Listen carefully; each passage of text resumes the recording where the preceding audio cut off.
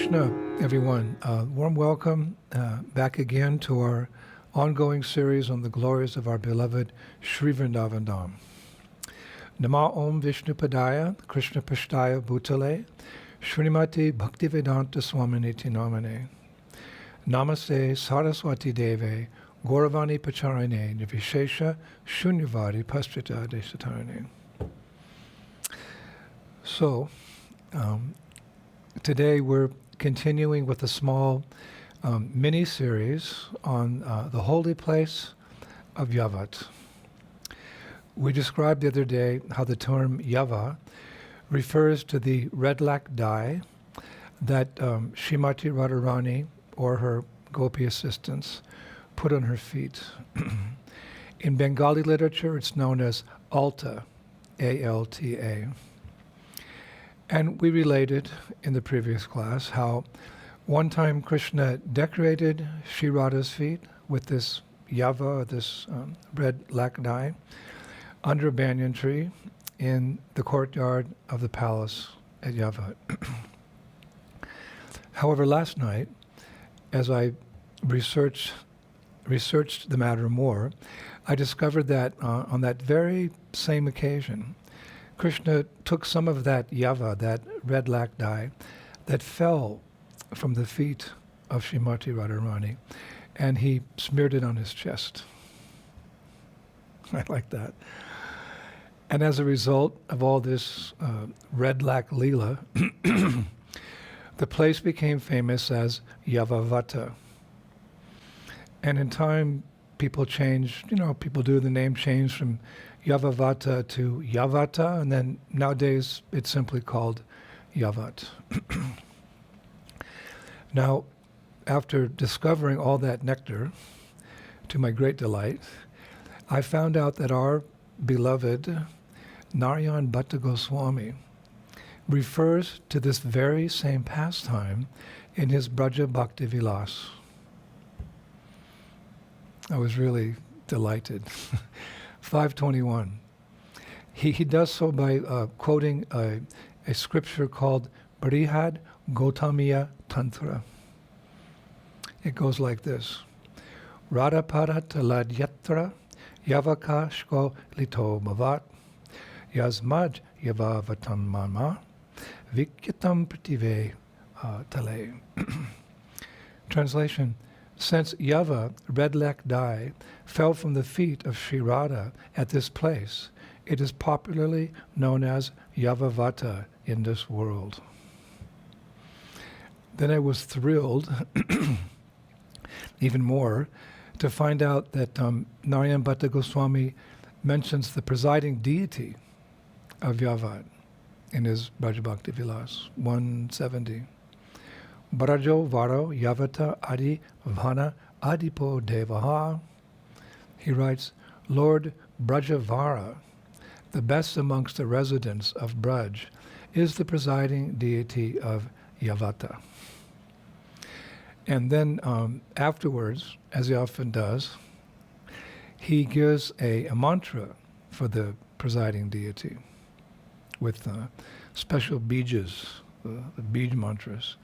Om Vaha, Yavavata Adivana Adipataye Brajava Raya Namaha. So the bijas are Om Vaha. The bijas are very powerful. Om Vaha. Obeisances to Brajavara, the presiding deity of Yavavata Adivana. Yavavata Adivana. So therein we hear Yavavata is referred to as Adivana. So I was wondering what's an Adivana? I didn't have to look far. Narayan Bhatta Goswami answers that question in the very next verse, wherein he quotes an ancient literature called the Shonaka Shamita, which says, Vatad Bahi Samantatu Saghanum Vanam Ashtitam Tame Vadai Vanam Katyam. There's only 3 lines there. Quote, all around the Vata, the banyan tree, is a forest. This forest is specifically known as Adivana. So there we get the answer. And finally, dear Prabhus, he gives us a Prana Mantra. The essence of something is the Prana Mantra, the specific characteristics for Yavat. When I was researching Yavat, I didn't know this, but I often go back to Bhakti Bhakti Vilas. There I found it. Here's the Prana Mantra for Yavat. So important. Radha Yavaka Sambhuta Shobhagya Shukvaradhana Rati Keli Shukartaya Namo Yava Vataya Cha. Translations. Obeisances to Yavavata, whose name is derived from the red lac dye falling from the feet of Sri Radha. Obeisances to the forest, which increases good fortune and happiness. Obeisances to the forest that facilitates Rati Keli Sukha.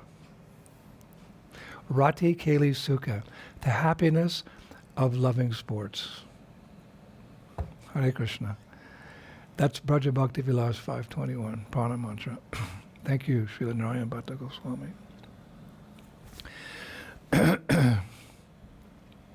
So now we'll share another one of the many beautiful pastimes that took place or are taking place, Uppercut Leela, at Yavat. This particular pastime is fully described in Srila Vishwanath Chakravarti Thakur's Chamatkara Chandrika. Chamatkara Chandrika. It's a well-known pastime, but svadhu, svadhu, pade, pade. We can go on hearing these things forever. So,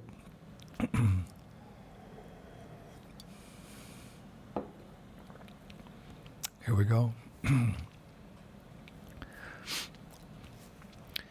Early one morning in Nandagram, Krishna, instead of playing with his friends, was watching his mother Yashoda pack a large box full of ornaments and clothing and cosmetics. So Krishna said, Maya, what are you doing? And Mother Yashoda replied, Lala, I'm packing this box full of very valuable things. So Krishna inquired, Maya, why are you packing those things into the box? So Mother Yashoda said, Lala, this box is a gift for someone who is very, very special and very dear to me. Then Krishna, curious, wanting to know more, he said, Maya, what kind of gifts are you packing?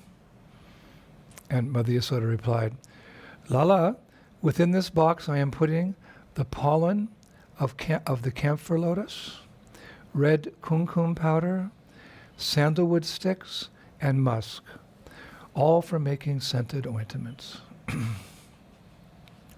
And for making dresses, I am packing waist ornaments made of tiny tinkling bells, rare lapis lazuli gems, it's a tongue twister, extremely valuable cloth, earrings, bangles, emeralds, and pearls.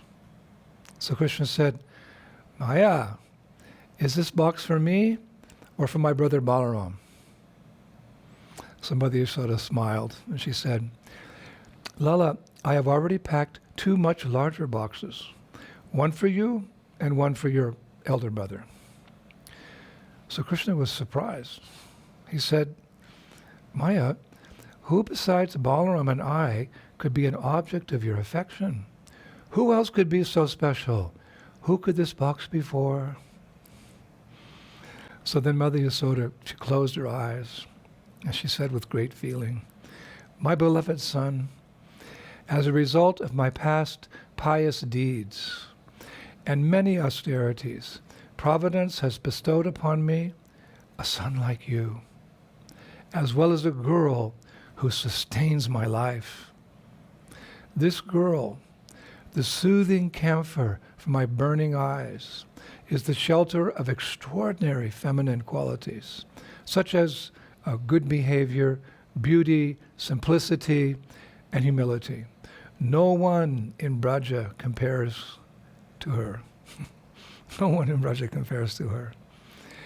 And then she continued, and before you ask me the name of this girl for whom I have such natural love and affection, I will tell you, it is Sri Radha. And her husband, Abhimanyu, is presently meeting with your father nearby. And her husband, Abhimanyu, is presently meeting with Nanda Baba nearby. Now, it's described when Krishna heard Sri Radha's name and qualities, detailed by his own mother, his bodily hair stood on end, a symptom that it's described he had once hid by covering himself with his upper cloth, because this is something he doesn't want his mother to see. And at that point, Mother Yasoda was interrupted by a gopi who told her that some jewelers were outside wanting to consult with her about a crown she had ordered for Krishna. But before leaving to meet the jewelers, Mother Yasoda turned to Dhanishta Gopi, and she said, quote, keep an eye on this box. Abhimanyu will come here and carry it to Sri Radha as soon as he is finished speaking with our king. So after his mother had left, Krishna, he reflected on her last words, and smiling to himself, he came up with a very clever plan. Removing the contents of the box and giving them to Dhanishta to hide somewhere, he climbed into the box and closed the lid. And a little while later, when Mother Yashoda came back into the house with Abhimanyu by now, after explaining to Abhimanyu who the box was for and what it contained, meaning the clothes and the ornaments and the jewels, at least that's what she thought, she gave Abhimanyu the following message to give to Radharani, along with the box. It read, my dearest Sri Radha, I have sent you a box full of wonders with which to daily ornament and dress your enchanting body. May you be forever radiant, fortunate, and happy with these gifts. May you be forever radiant, fortunate, and happy with these gifts. So Abhimanyu thanked Mother Yasoda over and over, and saying goodbye, with some difficulty, he placed the heavy box on his head. He was kind of surprised. These clothes and ornaments are quite heavy. And then he set out on that's it, quite a ways, the long road back to Yavat. Now, it's described that along the way, he was experiencing a type of bliss that he had never experienced before. But he was thinking it was due to the precious cargo that he was carrying, those costly items that Mother Yasoda had informed him were in the box. Little did he know that the bliss was the result of being, how could you say, in direct contact with the concentrated form of all bliss, Vrindavan Krishna. I think that's a good way to put it. The concentrated form of all bliss, Vrindavan Krishna. In fact, as Abhimanyu continued to carry the box on his head, I was reading, his body erupted with goosebumps. His hair stood on end, and his eyes became moist with tears, and he trembled uncontrollably. At one point, he actually had to stop, saying to himself, never has such wealth brought me such happiness. So finally, he came to Yavat, and he entered the palace. And calling his mother Jatila, he enthusiastically described the gifts that Mother Yasoda had packed in that box. And he concluded, quote, Mother, I must have left our house at an auspicious moment this morning, for I have been blessed with this box of untold wealth. Yes, untold wealth. So Jatila, she thought, now perhaps my daughter-in-law, Sri Radha, will finally be pleased with my son. And then she said out loud, Son, your beautiful young wife now sulks with her friends in her quarters. Take this heavy box up to her, and may its contents make her joyful once again. So in total bliss, Abhimanyu happily carried the box upstairs, where upon opening the door, he found Srimati Radharani sulking in her room. Why was she sulking? Because Jatila, fearing that Krishna might visit her in Yavat over the next few days, had ordered her to stay in her room for 3 days. Confined her to a room for 3 days. Now, as soon as all of Sri Radha's attendants, the milkmaids of Braja, saw the box that Abhimanyu was carrying on his head, it's described, quote, they felt an upsurge of bliss, and Radha's left side began to twitch uncontrollably. That's an omen that something very auspicious is going to happen. And Radha's left side began to twitch uncontrollably. It's further written, quote,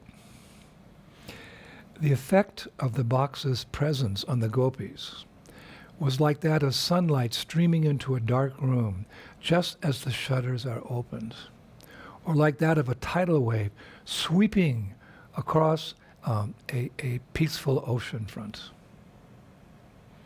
So turning to Lalita Saki, Radharani said, quote, friend, my mother-in-law's house is a place of never-ending misery. The goddess of auspiciousness never even glances at it. Why then does my left side tremble so? Why then does my left side tremble so? So Lalita Saki replied, quote, since I also feel bliss by seeing this box, I can only conclude that it contains some mind-enchanting ornaments that will bring you unparalleled good fortune. Then Sri Radha said, quote, just seeing this box brings me great ecstasy. I cannot imagine what happiness I will enjoy when I open it and examine, not to mention the clothes inside, but the jeweled ornaments as well. So, as Sri Radha and Lalita were talking, Abhimanyu placed the box on a raised platform beside Sri Radha's bed. And then he repeated Mother Yashoda's message of love to Sri Radha, which was, again, dearest Sri Radha, I have sent you a box full of wonders with which to daily ornament and dress your enchanting body. May you be forever radiant, fortunate, and happy with these gifts. Then, satisfied that he'd done his duty as a proper husband, he turned and he left, closing the door behind him. At that point, all the cowherd girls, just brimming with curiosity, surrounded the box. And they were urging Sri Radha to open it up, quickly, quickly. And as Sri Radha approached and placed her hand on the box, the acharyas say, a current of bliss instantly flowed through her being, as if she had been struck by lightning from a cloud of loving desire. A current of bliss instantly flowed through her being, as if she had been struck by lightning from a cloud of loving desire. Hare Krishna. So, startled, Sri Radha quickly drew her hand back, but that current of ecstasy still raced through her body, it's described, awakening her divine senses. Just as the rising sun awakens songbirds in the morning. But that current of ecstasy still raced through her body, awakening her divine senses, just as the rising sun awakens songbirds in the morning. Now, at this point, Lalita Saki was becoming a little suspicious.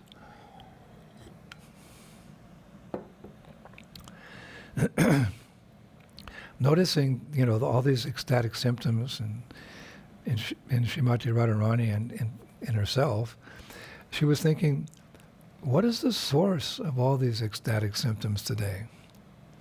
So she said, Radha, my friend, please now open up this mysterious box.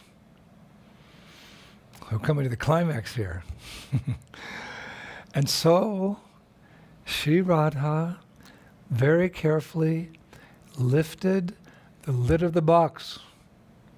And as it opened, Krishna leapt to his feet in the box and stood there with his hands on his hips and his eyebrows dancing.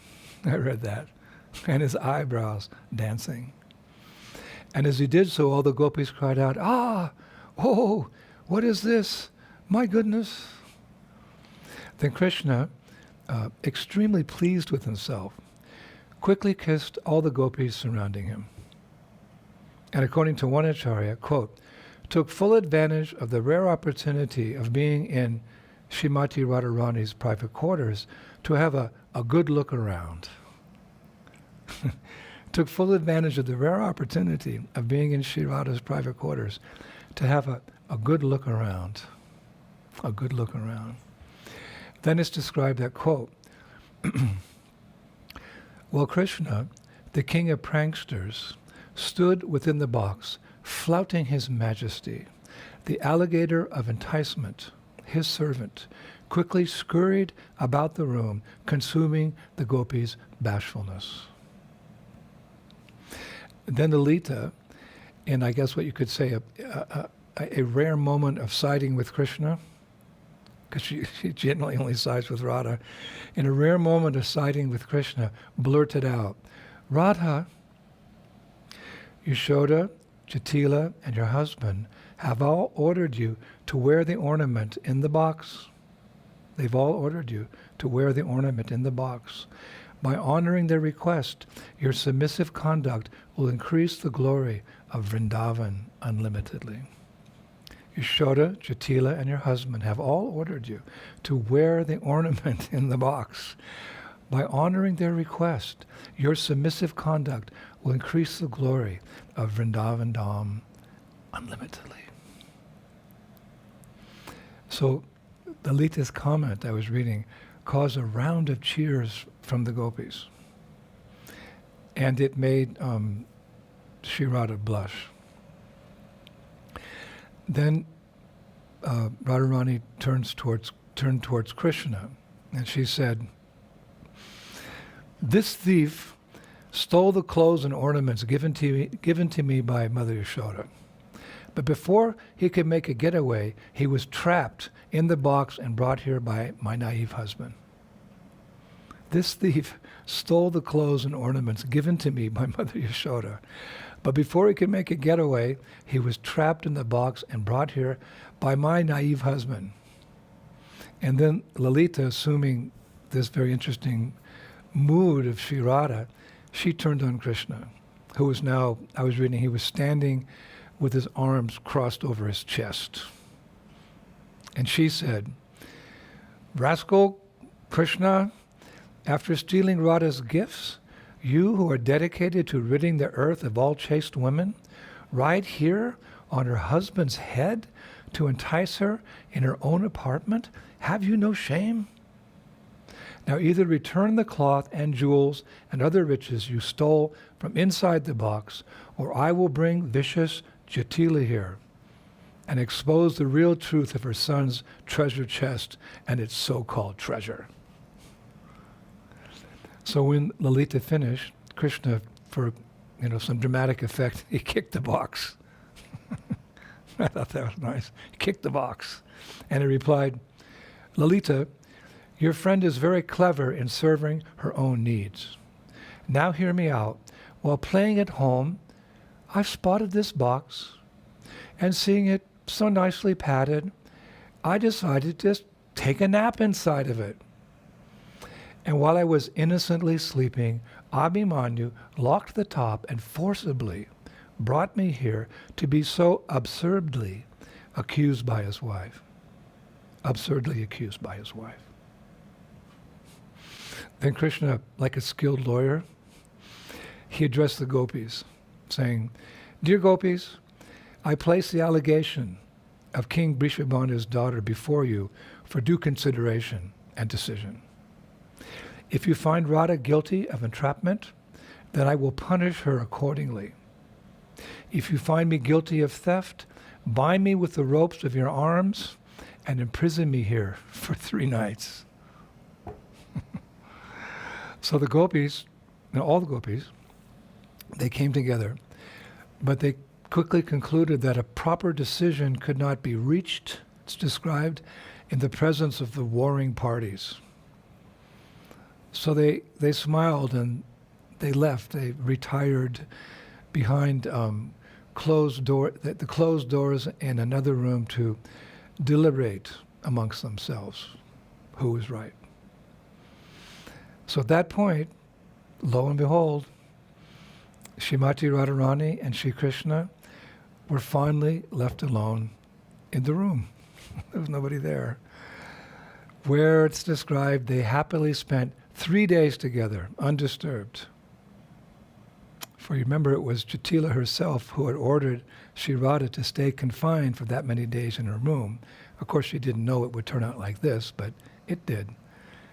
So they stayed for 3 days, enjoying each other's transcendental association in great happiness. Hare Krishna, Srila Vishwanath Chakravarti Thakur ki. All glories to all of our acharyas. So in Vrindavan today, at the site of that Yavat palace, where it used to be, is a temple in which the deities of Shri Shri Radha Radhakanta are worshipped. We will go there, Prabhus, on our grand Kartik Parikrama sooner than later, and we'll take you there. And you can have darshan of those extremely beautiful deities.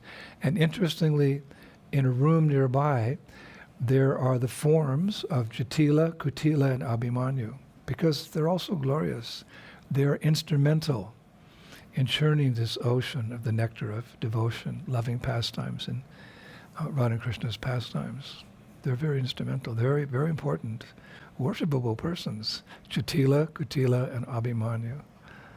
So there's these, I guess you could say dioramas. I don't know if we should say deities, dioramas of them there, and you can go and...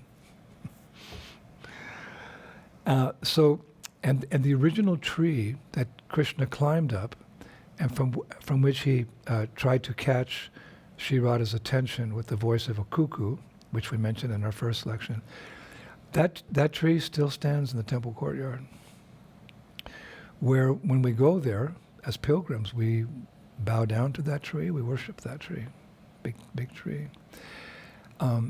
Now, in that area of Yavat, there's also a kund named Radhakund.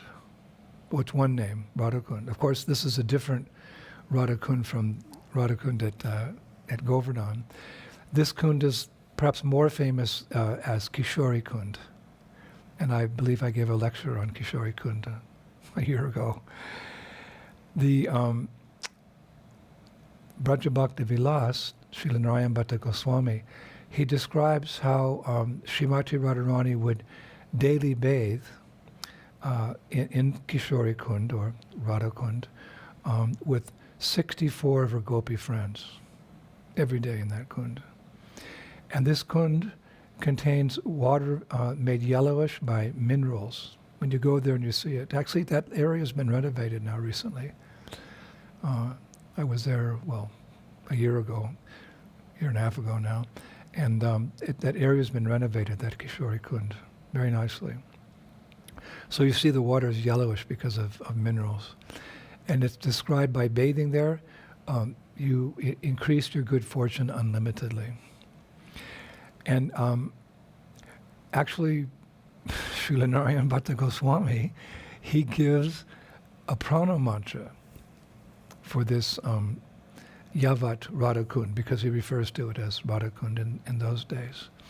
In Braja Bhakti Vilas 522, he writes about this Radhakund, or this Kishori Kund. Here it is.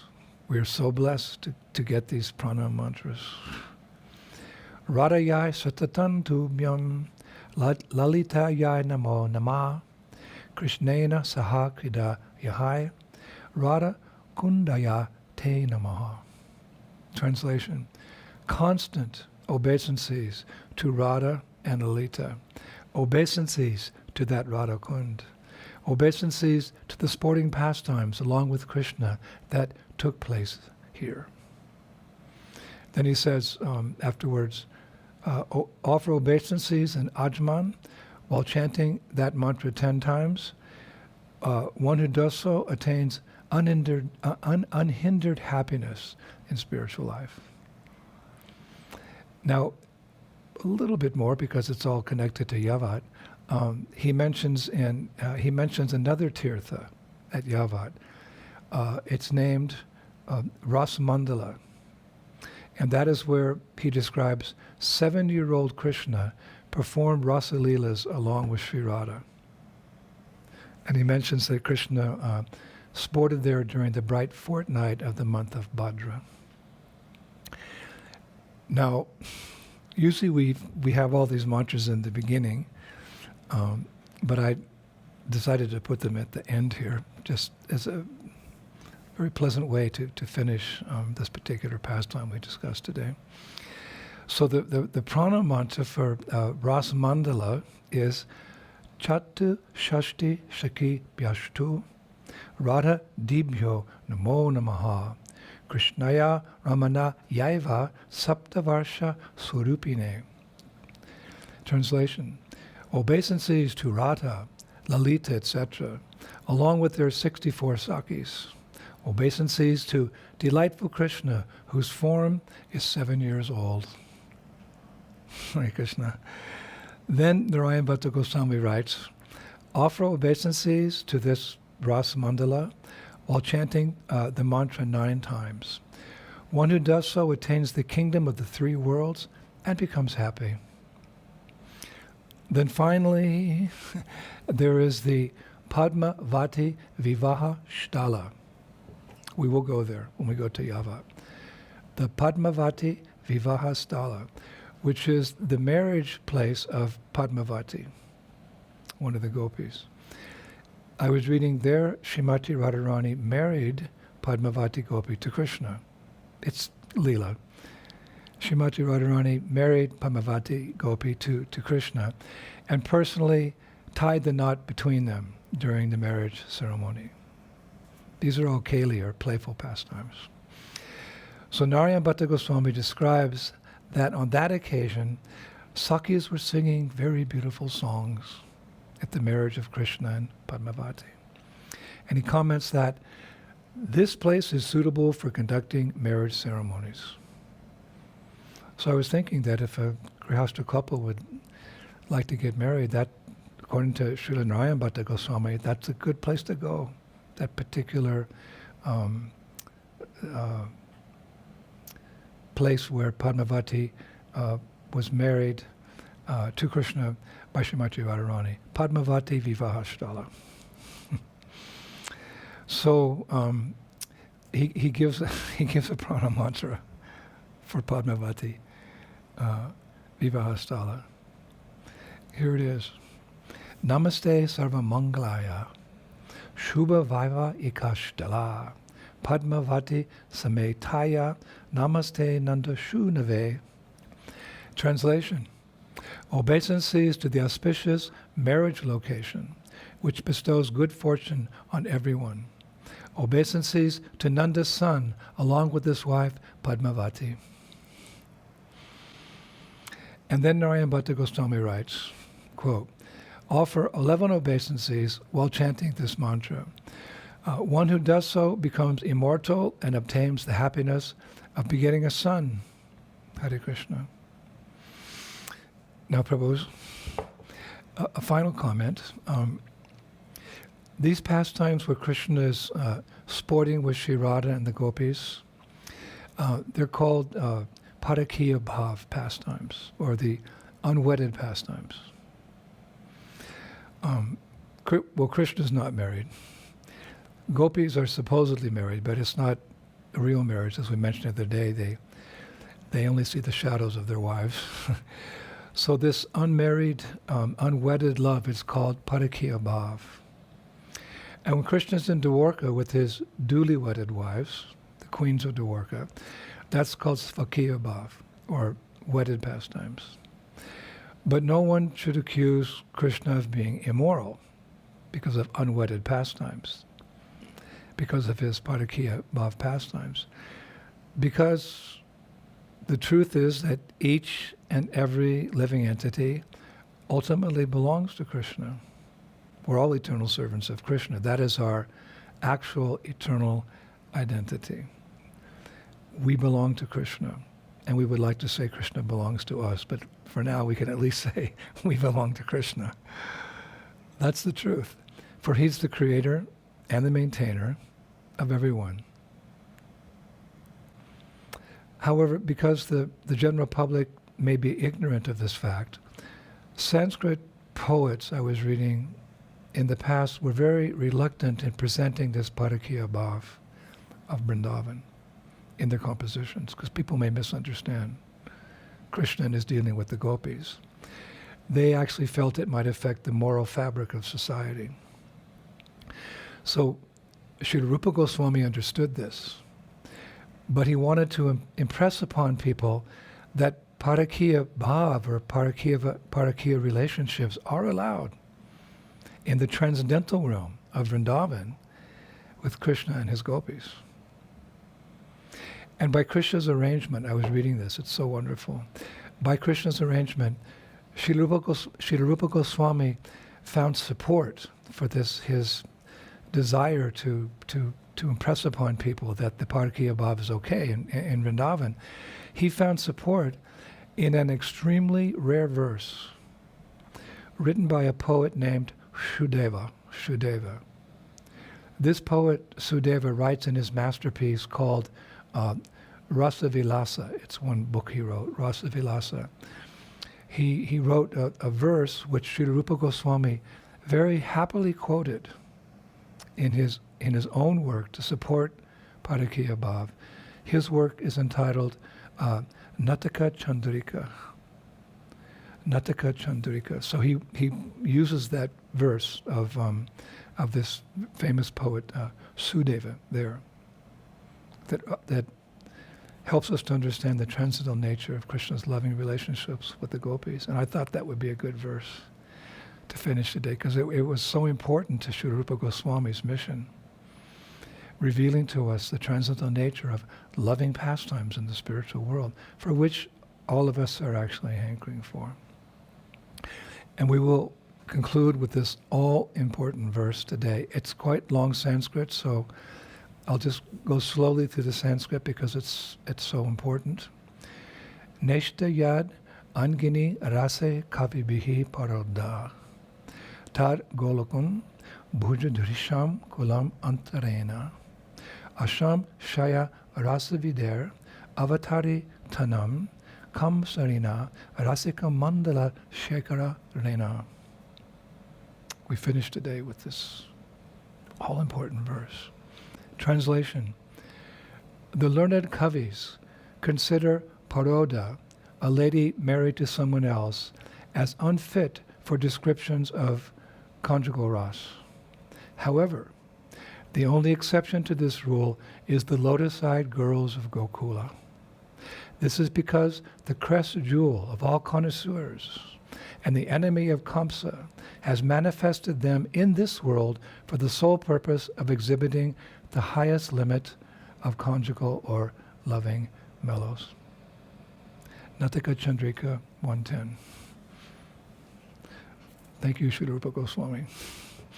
Thank you, Vishwanath Chakravarti Thakur. Thank you, the six Goswamis of Vrindavan, all of our acharyas, and our deepest appreciation and gratitude and love for Srila Prabhupada, who has brought all these teachings to us so we can understand these confidential secrets through the gradual process of Krishna consciousness, which is based around chanting Yuga Dharma given by Chaitanya Mahaprabhu. Hare Krishna, Krishna Krishna, Hare Hare, Hare Rama, Rama Rama, Hare Hare. Thank you, Prabhu. We have more lectures on Yavat. Krishna consciousness only gets better. So I'll be back in a couple of days with another episode of Radha and Krishna's pastimes at the sacred place of Yavat. Thank you so much. Shishi Gauranitai ki, Shishi Krishna Balaram ki, Shishi Radha Shama Sundar ki, Vrindavaneshwari Srimati Radharani ki, Shri Goloka Vrindavan Dham ki, Gokul Vrindavan Dham ki, Shishi Gauranitai ki, Mayapur Dham ki, Go Premanandi, Srila Prabhupada ki, Jai Jai Sri Radhe. Sham, all glory to Shri Vrindavan Dham.